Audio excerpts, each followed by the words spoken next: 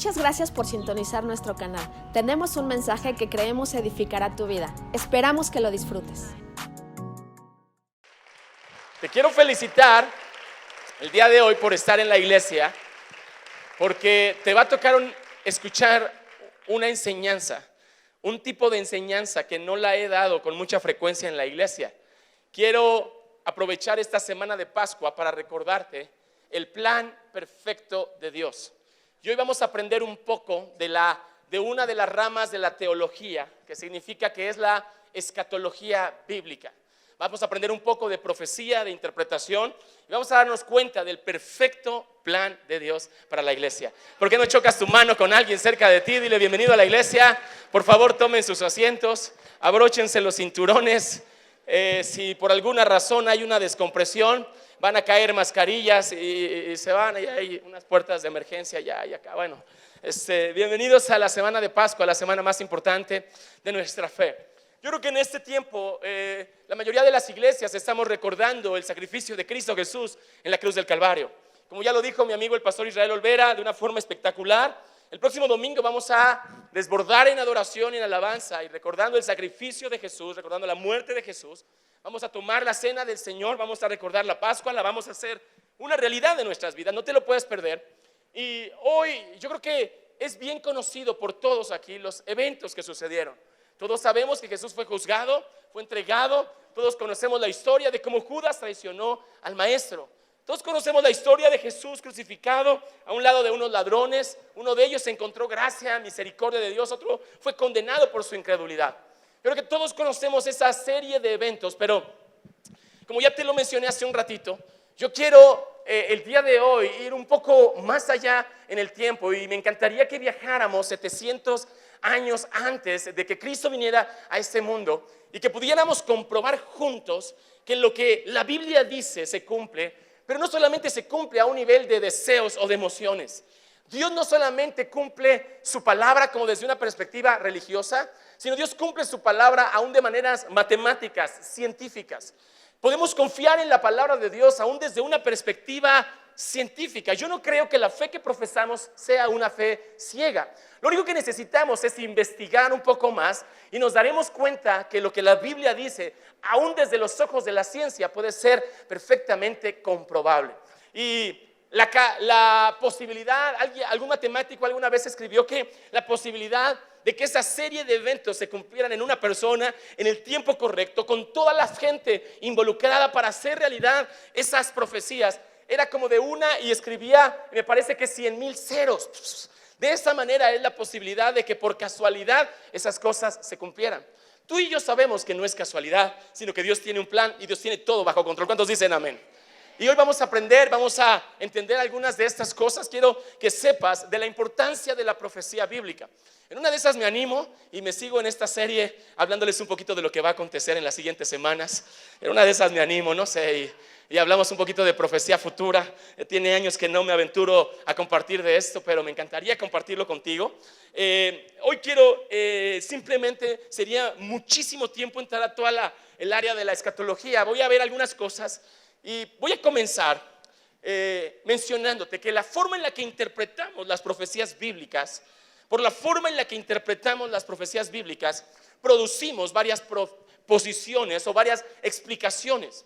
Por la forma en la que interpretamos la Biblia como seres humanos, es que se han inventado diferentes religiones basadas en la Biblia.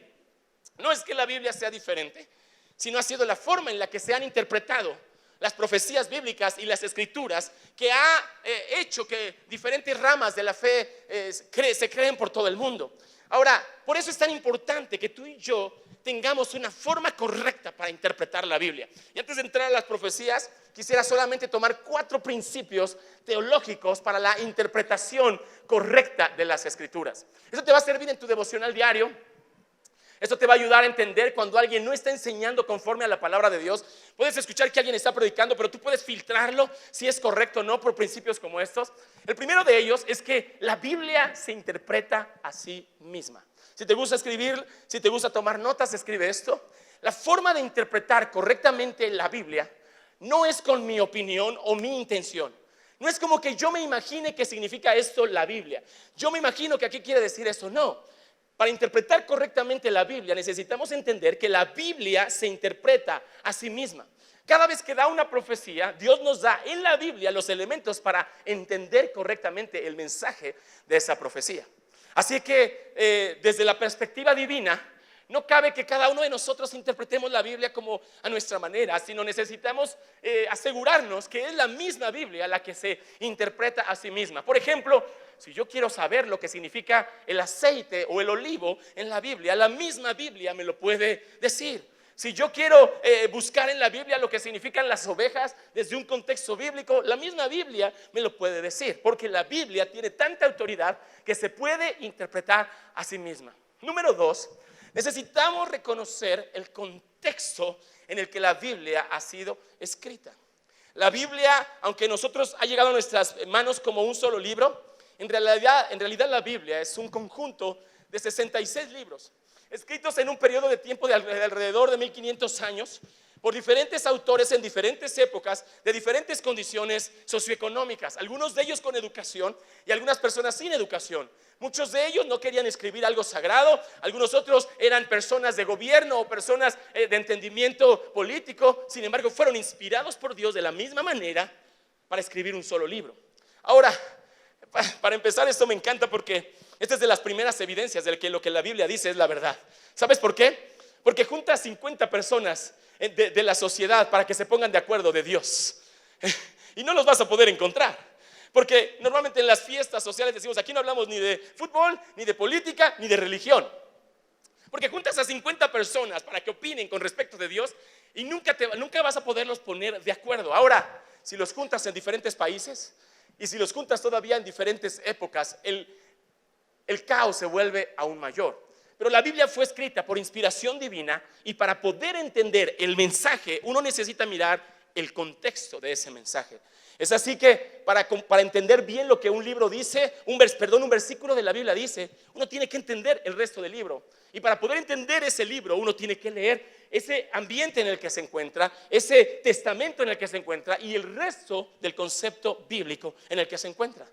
Por eso es de que usted nunca podrá interpretar correctamente la Biblia si no tiene un conocimiento amplio de lo que la Biblia es. La Biblia no solamente es un horóscopo de Tim Marín, Dopingüe. No, uno tiene que llenarse del conocimiento amplio de la Biblia. Yo quiero animarte que leas la Biblia de principio a fin solo por conocimiento una y otra vez, y la misma Biblia va a ir sacando una imagen correcta de Dios en tu mente que te permitirá entender y poder interpretar correctamente los versículos de la Biblia.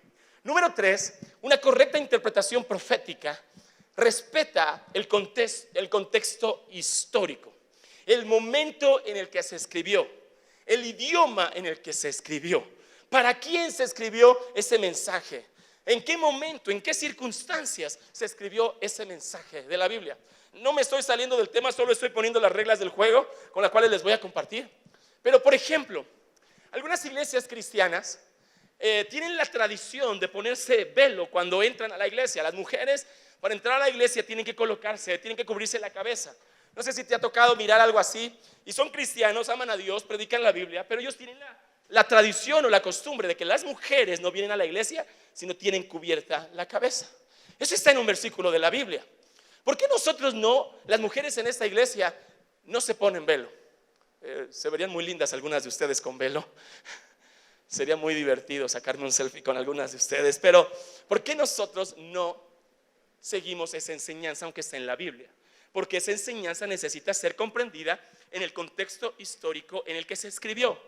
En ese entonces, las mujeres que venían a Cristo, la mayoría de ellas habían ejercido la prostitución. Y la forma en la que una mujer, en la sociedad en la que había sido escrito ese versículo, demostraba que ejercía la prostitución, era cortarse el cabello muy poquito. Eso no tiene nada que ver con el presente. Eso es algo cultural, eso es algo de esa época. Entonces venían a Cristo e imagínense las mujeres dentro de la iglesia con el cabello corto. Era como que en nuestros días, no quisiera comparar, pero ¿cómo se distingue en nuestros días a una mujer que ejerce la prostitución? Por la forma en que se viste, se maquilla y habla, ¿no? No tanto por el cabello corto, eso no tiene nada que ver. Entonces, cuando venían a la iglesia, el apóstol Pablo les recomendaba que cubrieran su cabeza como una señal de respeto a los hombres de esa iglesia. Y al final de ese versículo, el apóstol Pablo dice: Porque si alguien quiere discutir de este tema, quiero decirles que ni nosotros ni el resto de las iglesias tienen tal costumbre. Todas las mujeres digan, si alguien por ahí te dice, tienes que ponerte velo porque si no estás en pecado, y esa iglesia que te ponen luces y no se ponen velo. Está en la Biblia, pero necesitamos entender ese mensaje en el contexto para interpretarlo correctamente. ¿Me estoy explicando, iglesia? Lo mismo pasa con Salomón. ¿Sabes cuántas esposas tuvo Salomón? Ningún hombre diga que avivamiento. Y no digan avivamiento porque si no puedes con una suegra, menos vas a poder con dos, menos con tres, ¿no? Entonces, pero cuando uno lee ese versículo, lo puede interpretar en el contexto histórico, en el contexto, en el ambiente y en la época en el que ese versículo fue escrito. Y vamos a entender siempre una cosa, que la Biblia, hablando del mensaje de Dios para la humanidad, es congruente en todas las edades de la Biblia. Su mensaje siempre es el mismo en todas las edades, aunque cambien las culturas, porque nosotros como seres humanos cambiamos, pero Dios sigue siendo el mismo ayer, hoy y por siempre. ¿Me estoy explicando, iglesia? ¿Entendemos correctamente este mensaje? Me ayudas a celebrarlo con un aplauso fuerte. Hay que entender la interpretación. Hay varias reglas que los teólogos han diseñado para interpretar correctamente la Biblia, pero solamente quiero mencionarles estas 4. Y número 4, la cuarta característica de una profecía es la ley del doble cumplimiento. Esta noche, por venir a la iglesia, te vas a llevar un poco de teología en tu corazón, pero de una teología práctica, una teología que te va a bendecir. La ley del doble cumplimiento. ¿Qué significa esto, pastor? Que algunas profecías y algunas circunstancias bíblicas tienen un doble cumplimiento. Se cumplieron a un nivel de manera inmediata y probablemente se vayan a cumplir o después se cumplieron a una escala mucho mayor. Es decir, algunas de las profecías que fueron, por ejemplo, escritas para los judíos a un nivel pequeño, ahora nosotros en la iglesia podemos abrazarlas a un nivel mucho mayor. O por ejemplo, un ejemplo clásico de la Biblia es cuando el profeta Isaías está escribiendo acerca del rey de Babilonia y le dice, oh lucero de la mañana, ¿cómo has caído? Esa es una profecía para un rey de Babilonia, para un rey ya me confundí si era Siria o Babilonia, pero una de esas dos, que se había llenado de orgullo. Y viene una profecía que le dice, oh lucero de la mañana, tú que decías en el trono de Dios. Y esa profecía tiene un doble cumplimiento. Número 1, era directamente para ese rey. Número 2, es una palabra que nos revela por qué Satanás, que alguna vez fue un ángel, fue desterrado de la presencia de Dios. Un doble cumplimiento. La Biblia nos enseña en Génesis, cuando Adán y Eva cometen pecado, Dios está hablando a la serpiente y está hablando a la mujer. Le dice, sabes, van a aumentar el dolor cuando des a luz, pero tu simiente, le dice el Señor, tu simiente le va a aplastar la cabeza a la serpiente y la serpiente alcanzará a morder el calcañal. Directamente los siguientes hijos de Adán y Eva, de uno de ellos continuó un linaje de fe conocida como la línea del justo. Esa fue una profecía inmediata, pero esa profecía estaba señalando la esperanza que tendríamos en Cristo Jesús para nuestra salvación, quien aplastaría al enemigo. ¿Sí me estoy explicando? Algunas de las profecías tienen también un doble cumplimiento. ¿Listos para el examen? No es cierto, no va a haber examen, pero ¿me entiendes esas cosas? Rápido las recuerdo. Número 1, la Biblia se interpreta a sí misma. Número 2, la Biblia podemos entenderla considerando el contexto. Número 3, debemos de considerar la historia.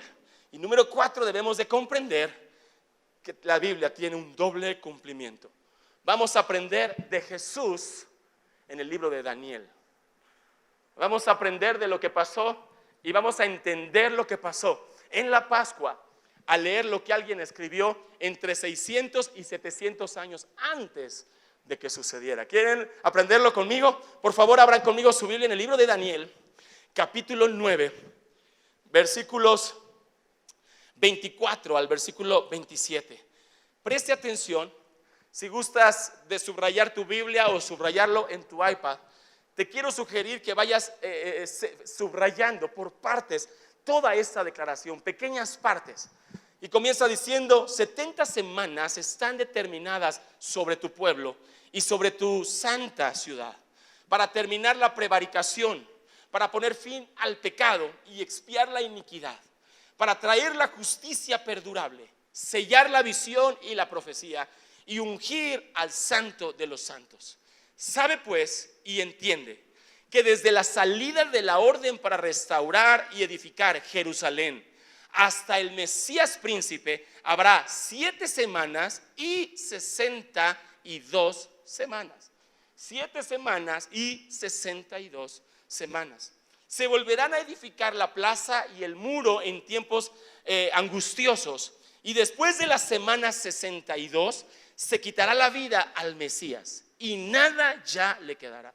El pueblo de un príncipe que ha de venir, el pueblo de un príncipe que ha de venir destruirá la ciudad y el santuario. Su final llegará como una inundación, y hasta el fin de la guerra durarán las devastaciones.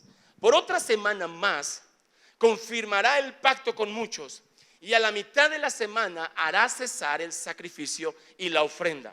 Después, con la muchedumbre de las abominaciones vendrá el desolador, hasta que venga la consumación y lo que está determinado se derrame sobre el desolador.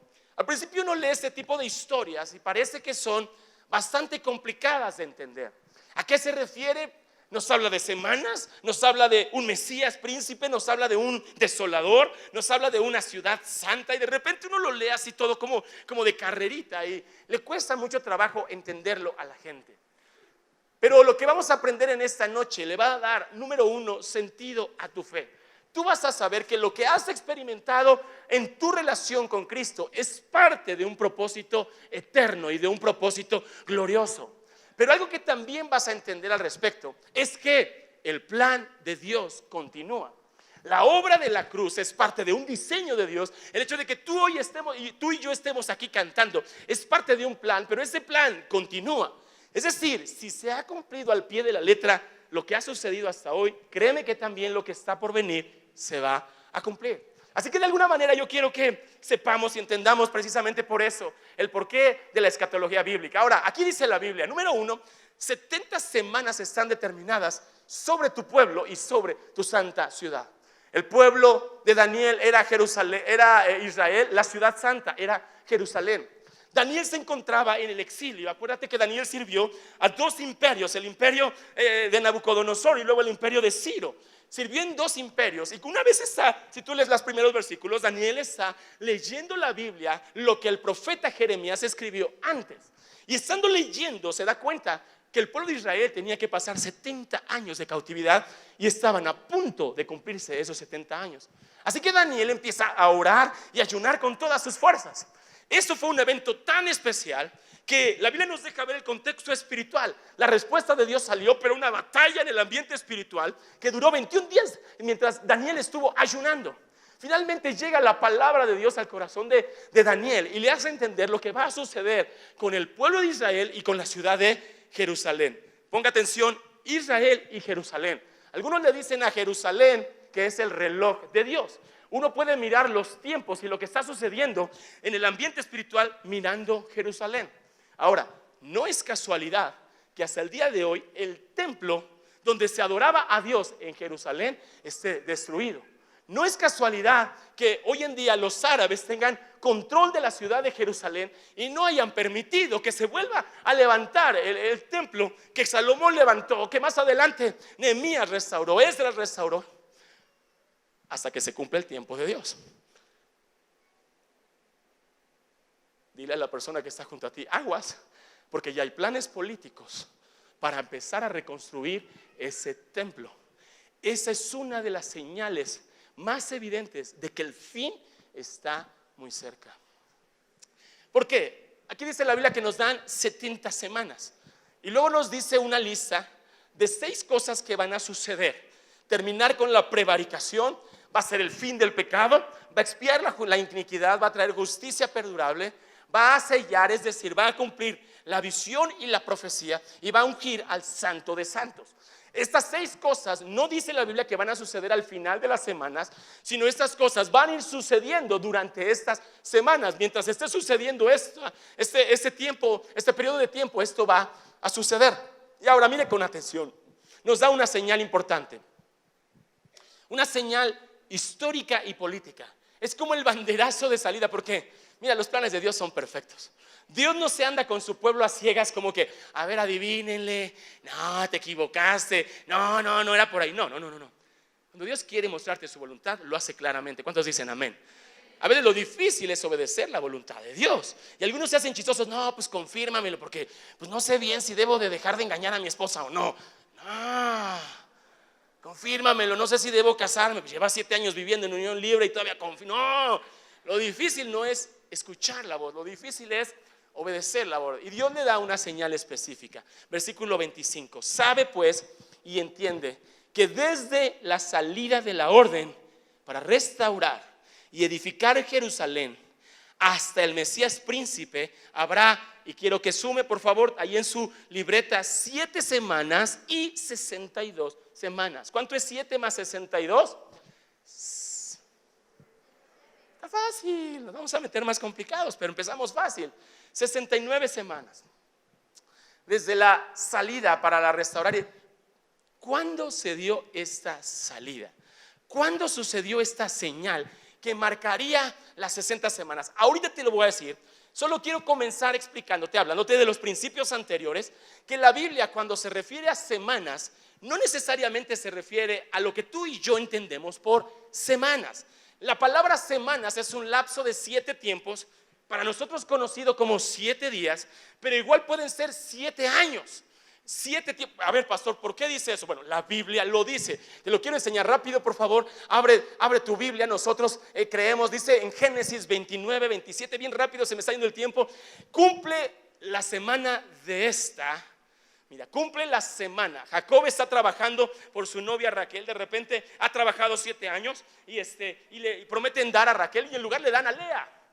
Y le dice su suegro, cumple la semana de esta y se te dará también la otra por el servicio que me prestes otros 7 años. No que era una semana o 7 años. No, para los judíos en la interpretación bíblica una semana no necesariamente eran 7 días, sino podían ser también 7 años. Y aquí está la evidencia bíblica. Y cumplió aquella semana y le dio a su hija Raquel por mujer. Asimismo Labán dio su sierva Bila a su hija Raquel por criada, y Jacob llegó también a Raquel, la amó más que a Lea, y sirvió a Labán aún otros 7 años. El ejemplo que más me llama la atención está en Levítico 25. Dice: 6 años sembrarás tu tierra, 6 años podarás tu viña y recogerás sus frutos, pero el 7º año tendrá descanso, reposo para Jehová. No sembrarás tu tierra ni podarás tu viña. Versículo 8: contarás 7 semanas de años. 7 veces 7 años, de modo que los días de las 7 semanas de años vendrán a sumar 49 años. No te pierdas en las matemáticas. Dios le había dicho al pueblo de Israel, también la cosecha y la siembra tendrán semanas.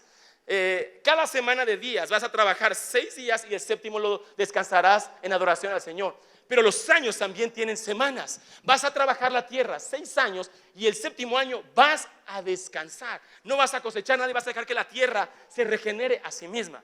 Pero no solamente iba a haber una semana de días o una semana de años, sino iba a haber una semana de periodos de semanas. Es la forma en la que se contaba el tiempo en periodos bíblicos. Y Dios le dijo 7 semanas de años, por 7 años que van a ser 49 años. Y el año número 50 va a ser el año de la liberación.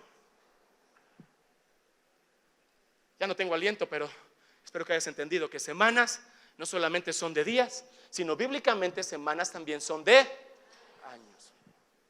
Regresa conmigo a la historia que estamos viendo con respecto de las semanas, las 70 semanas, porque Dios le dijo que iban a haber 70 semanas.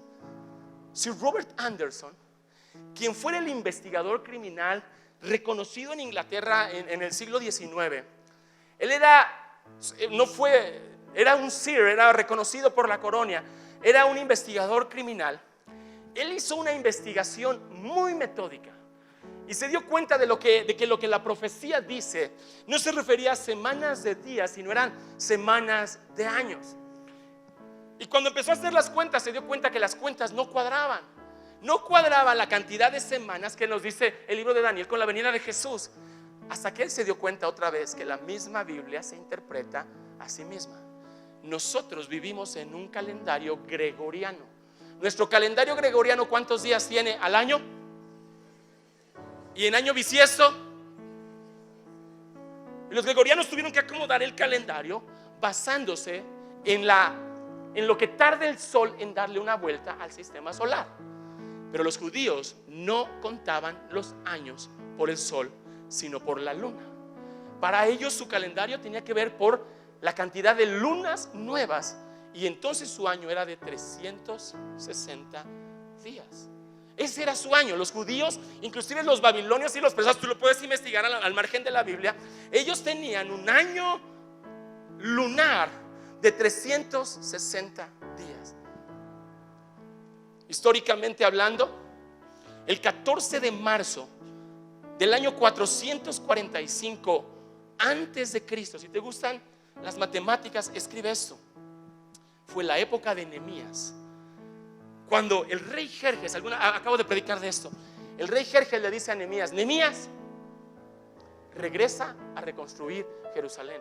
Estaba abandonada, todos los judíos habían sido dispersos, habían sido llevados como esclavos, eran las bestias las que vivían en Jerusalén. El rey le dijo a Nehemías, si usted lo puede leer, regresa a reconstruir la ciudad santa y regresen a construir el templo para adorar al Señor. Les dio el dinero y todo. Ese día no fue escrito tanto en la Biblia, sino en los libros de historia. 14 de marzo del 445 años antes de Cristo.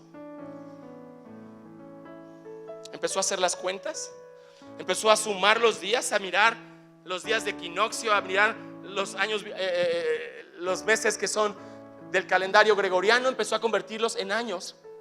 Y él le dio un resultado de si son 360 días por año, por 69 semanas, era un total de 173,880 días. Desde el 14 de marzo. Y empezó 2, 3, 4. Recuerda que él era un seer. Él no podía, y él era un criminólogo reconocido. Él no podía dar una opinión a la ligera. Y empezó día por día, por día por día, hasta que llegó al mes de Nisan, al mes de abril del año 32 antes de Cristo. Más específicamente el 10 de Nisan. Y marcó esa fecha. Y empezó a comparar con los historiadores como Josefo, que vivieron en esa época. Y aunque su libro no es parte del canon bíblico, porque no era un sacerdote, él era un historiador, empezó a comparar los días y se dio cuenta que ese día se cumplió el domingo de la entrada triunfal. El día que Cristo entró montado en un burrito, de lo que predicamos el domingo pasado, exactamente las semanas de años se cumplieron ese mismo día. Wow. No 5 días antes. Vamos, celébralo conmigo. A mí me dejó con la boca abierta, porque mira, ahora entiendo por qué Jesús muchas veces estuvo en peligro de muerte, pero él estaba tranquilo. ¿Te acuerdas en la barca? Nos vamos a morir. Tranquilo. Y él decía: mi hora no ha llegado. Otra vez lo querían agarrar y lo iban a despeñar de la barranca para matar. Tranquilo, pásenme hoy. Mi hora no ha llegado. Pero esa madrugada en el Getsemaní se lleva a sus discípulos a orar y les dice: mi hora, no cualquier hora. Gálatas dice: cuando vino el cumplimiento del tiempo, Dios envió a su Hijo por nosotros. Perfecto, la entrega de Jesús. Quiero llegar a algo más en los segundos que me restan. 69 semanas. Digan conmigo: ¿y la semana 70? ¿Dónde quedó esa semana 70? 62 más 7, 69. Quedaba una semana. Cuando Cristo Jesús muere en la cruz del Calvario, le pone pausa a la estrategia de Dios con los judíos y con Jerusalén. ¿Te acuerdas que esa profecía era para tu pueblo y tu ciudad santa? ¿Te acuerdas? El plan de judíos, la entrega de holocaustos a Dios. Cuando Cristo Jesús da su vida en la cruz, ese plan se le pone pausa y entramos a una vida de gracia. Dios abre el tiempo e introduce un plan ahora en Cristo Jesús, de tal manera que ya no es judío o griego o mexicano o americano, sino ahora el plan y las promesas de Dios al pueblo judío ahora venían a nuestras vidas por medio de Cristo Jesús. Pero se tiene que cumplir esa semana número 70. Y esa es una semana que ha sido profetizada también por Cristo Jesús. Una semana de dolor, una semana, si has escuchado alguna vez el nombre del anticristo, una semana de gobierno, pero sobre todo una semana donde por la mitad de ese tiempo Dios va a permitir que una vez más los holocaustos y los sacrificios sean entregados en el templo de Israel. Por eso uno tiene que estar atento a lo que está pasando en Israel, y uno se va a dar cuenta que los tiempos que vivimos son los tiempos finales. En 1945 la ONU volvió a reconocer a Israel como un estado. Por generaciones no tenían un país, no tenían por siglos un territorio, no, eran un pueblo disperso en todo el mundo. En el 45 se reconoce el estado. Poco a poco los palestinos, que ahora están ocupando el lugar donde estaba el templo de Salomón con una mezquita, poco a poco han ido perdiendo poder, perdiendo autoridad. Esta guerra de misiles, porque se va a volver a construir el templo que alguna vez fue de Salomón, que alguna vez fue de Nehemías, y se van a volver a ofrecer sacrificios. Y nosotros, ahí es donde termina la gracia. La Biblia nos enseña que el periodo de la iglesia en este mundo va a terminar en un abrir y en un cerrar de ojos. Algunas personas no van a experimentar la muerte, sino así como están, dice Tesalonicenses, van a ser llevados a la presencia del Señor. Se acaba el periodo de la iglesia y empieza la última semana, y al final yo quiero darte dos consejos. El primero es que andes bien con Dios.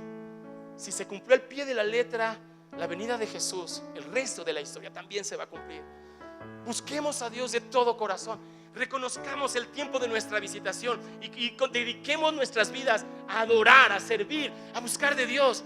Algunos piensan que calentar una banca es todo lo que la vida cristiana es, y hay mucho más de todo eso. Por favor, no calientes tu banca, sino busca a Dios de todo corazón. Si por alguna razón los creyentes desaparecemos de este lugar, todos los creyentes somos llevados a la presencia del Señor, y tú te quedas, vas a tener una oportunidad más, pero ahora te va a costar la vida por tu fe. Ay, Dios mío. Por eso dile a tu vecino: mejor échale ganas. Deja de pensar en el plan B. Deja de andar en un abrir y cerrar de ojos. Esta semana 70, ahí mismo está escrito, Jesús escribió Mateo 24:15, y nuevamente esto que Jesús dijo tuvo un doble cumplimiento. Es lo que les digo, la profecía del doble cumplimiento. Cuando vean que en el lugar santo la abominación desoladora de la que habló el profeta Daniel, el que le entienda, dijo Jesús, entonces los que estén en Judea huyan a los montes. ¿Cuál era la abominación desoladora? El emperador romano, en el siglo 70 después de Cristo, entró con su caballo hasta el lugar santísimo, y eso fue la abominación desoladora. Literalmente el pueblo judío tuvo que huir, volvió a acabarse, vino una persecución tan tremenda. Jesús dijo que no iba a sobrevivir ni siquiera piedra sobre piedra. ¿Sabes que la historia dice que eso se cumplió al pie de la letra? Porque el oro que estaba en la cubierta del templo empezó a meterse por las rendijas de las piedras, y literalmente los saqueadores quitaron piedra sobre piedra para rescatar ese oro. No quedó piedra sobre piedra. El pueblo judío tuvo que huir y empezó a conocer lo que sabemos es la historia del pueblo israelita. Pero esa misma profecía va a tener un doble cumplimiento. Vendrá un tiempo de calamidades, un tiempo de sufrimiento. El que esté en la azotea no descienda para tomar algo de su casa. El que esté en el campo no vuelva atrás a tomar su capa. Pero hay de las que estén en cinta, de las que críen en aquellos días. Creo que tengo que predicar un poco más de esto en alguna otra semana, porque a lo mejor ya ni van a poder dormir esta noche, mi amor, muchas personas.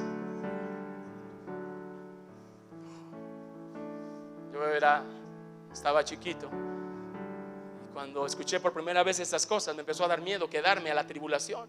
quedarme a ese momento. Así que de repente iba a la panadería con mi mamá y estaba buscando pan y volteaba y no la veía. Y no, nomás estaba a la vuelta escogiendo conchas. Y a cada rato andaba yo llorando, pensando que Cristo había venido y me había quedado. Pero desde entonces supe bien que con Dios no se anda a medias.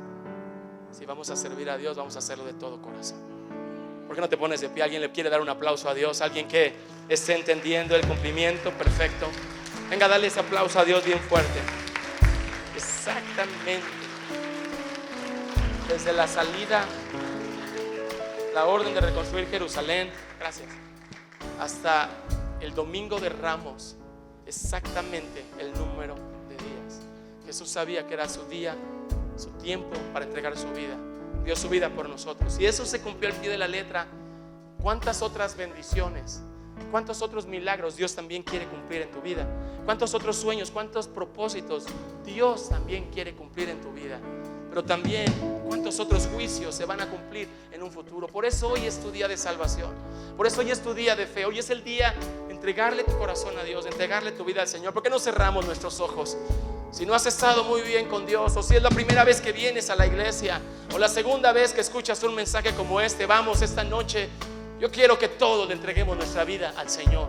Que todos se cumpla en nosotros lo que se prometió siglos antes en la palabra de Dios. Por favor, todos repitan esta oración poniendo su mano derecha en su corazón. Con toda sinceridad digan después de mí: Señor Jesús, en esta noche yo declaro que creo lo que dice tu palabra. Yo creo que Jesús dio su vida en la cruz del Calvario para que yo tuviera salvación. Yo también creo que si lo rechazo, viviré en condenación eterna. Por eso hoy lo acepto. Hoy lo recibo en mi corazón. Hoy creo y confieso que Jesús es mi Señor y Salvador. Le entrego mi vida para vivir por Él, por la eternidad. Señor, perdona mis pecados y dame una nueva vida. Ven a mi corazón y desde lo profundo de mi ser, transfórmame en un hijo tuyo. Quiero vivir para ti. En el nombre de Jesús. Amén.